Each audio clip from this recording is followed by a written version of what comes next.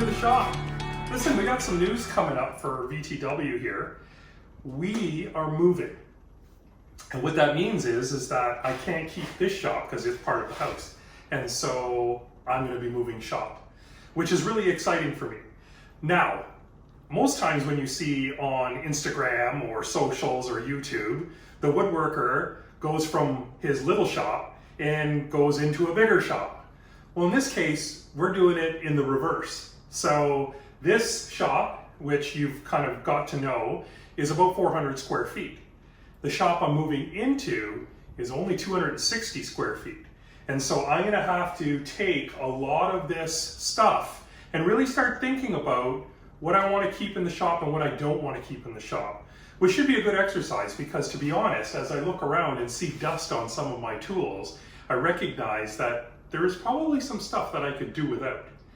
Also, in this shop, I don't use the space as effectively as I could because I don't have to.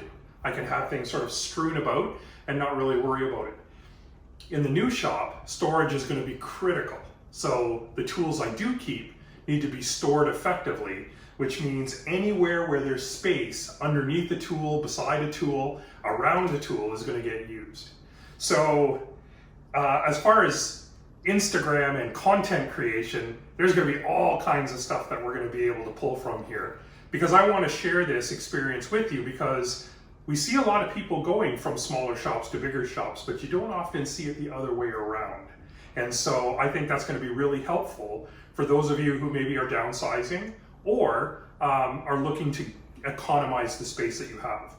Now, some of you may be wondering why we're moving. Well, the reality is that we live in a beautiful neighborhood here in Burlington, but the property is huge and it requires a lot of upkeep. And the house is about twice the size that Andrea and Bruno and I actually need. So we feel like we're sitting on this monster property that we don't really need or have the ability to use. So we also wanted to get a little further away from the Greater Toronto area, because this is the hustle and bustle here in Southern Ontario, and we want to be somewhere that's a little quieter streets, not near a bunch of highways.